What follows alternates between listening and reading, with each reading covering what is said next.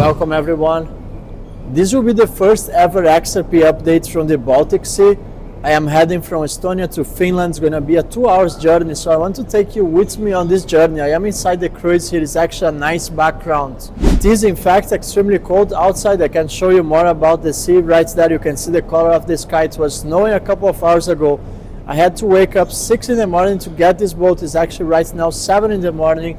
I didn't have any coffee, so forgive if I do any mistakes. My mind's not still working to its full potential. However, the purpose of this video, I want to talk about one of the most common misconceptions about XRP. There is one lie about the ecosystem that has been repeated over and over again since I actually entered in the crypto space in 2016. And this is about decentralization. I keep hearing that the XRP Ledger is fully decentralized. And let me get this straight. In the crypto space, there is no network that is fully decentralized. There is always going to be a degree of decentralization. However, to some degree, that can be healthy or not to the ecosystem and to the underlying asset. Let's say if the XRP Ledger would be fully decentralized, it would not be trusted by financial institutions and central banks. Allow me to explain. So do you really think financial institutions like Bank of America and Santander would trust fully decentralized networks with participants that at any moment could conspire against the network?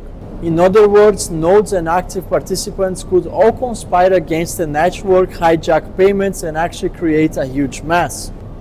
Banks don't want a network that is fully decentralized. And here is what everyone's missing out. Banks and financial institutions only want a network that is decentralized enough to make sure the network works seamlessly. So here is what you need to understand.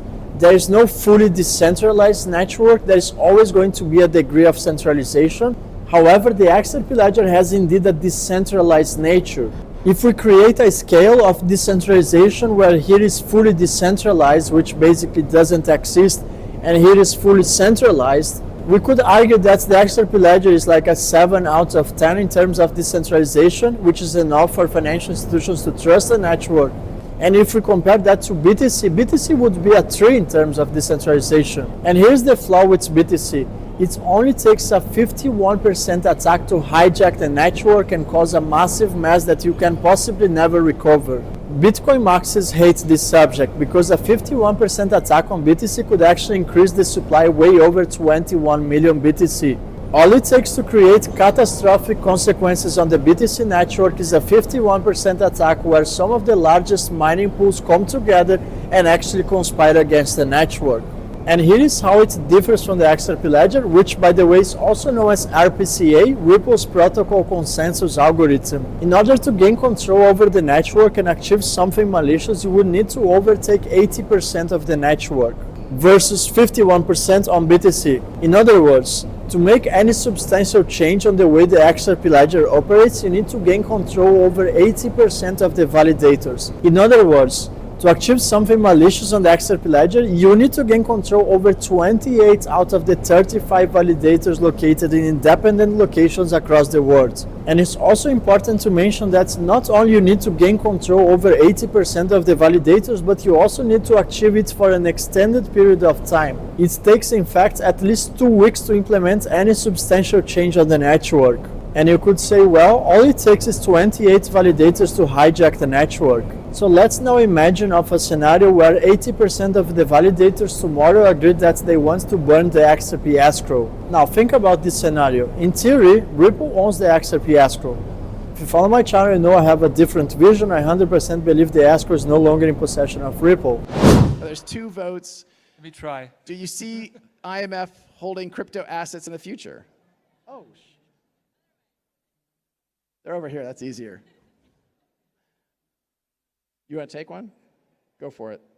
The first one's for you. IMF. Do you see IMF holding crypto assets in the future? I did not put that up there. Remember, I'm from the legal department. I'm supposed to be very conservative about these things. I don't want to go into great details about Maybe the I IMF. should take what the IMF is going to do. I think we stunned Ross into silence with that one. For that to happen, okay, under the current legal framework, some country would have to use a crypto asset as its currency. Now let's pretend Ripple owns the escrow. If tomorrow 80% of the validators decide they want to burn the escrow for whatever reason, the escrow is the key for financial adoption on the XRP Ledger. So let's say tomorrow 80% of the validators decide they want to hijack the network and burn the escrow. That's extremely difficult to happen, but not entirely impossible. So what happens next? What happens if validators decide they want to burn the escrow? And this is a very interesting theory.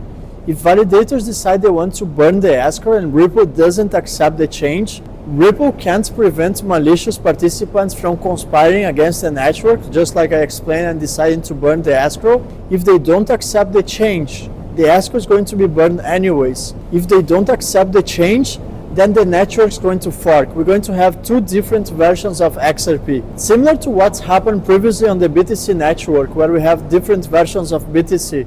However, which one do you think is going to be the real XRP? I mean, XRP is a social construct. All it takes is belief. The one that has been hijacked by 80% of validators, or the one that is connected to the exchanges and supported by Ripple.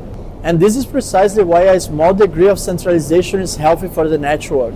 Especially when the main entity in control over the network, aka Ripple, is the one in control of the liquidity pools. So this is what everyone's missing out. If XRP would be fully decentralized, I would not invest on XRP. Firstly, by releasing XRP from escrow, Ripple is able to ensure the steady and predictable supply of XRP tokens, which is designed to foster more liquidity in the market. And because liquidity refers to the ease which an asset can be bought or sold without significantly impacting its price. So by maintaining liquidity, Ripple is able to facilitate the smooth functioning of the XRP ecosystem.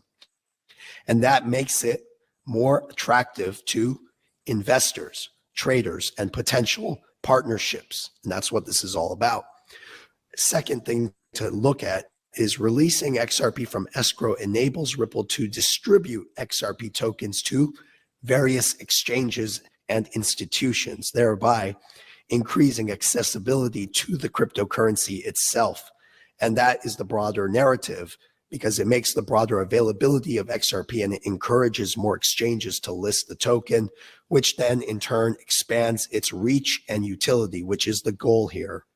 So it's just essential to emphasize the macro perspective of the escrow in understanding why Ripple's actions are the way they are regarding XRP and releasing it, instead of focusing solely on the short-term market movements and price fluctuations like everybody else.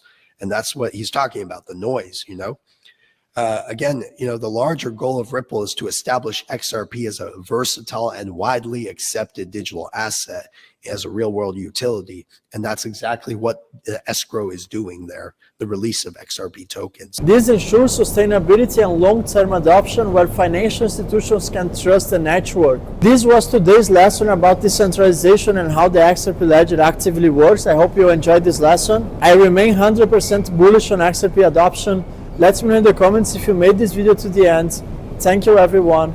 I'm gonna see you in the next video.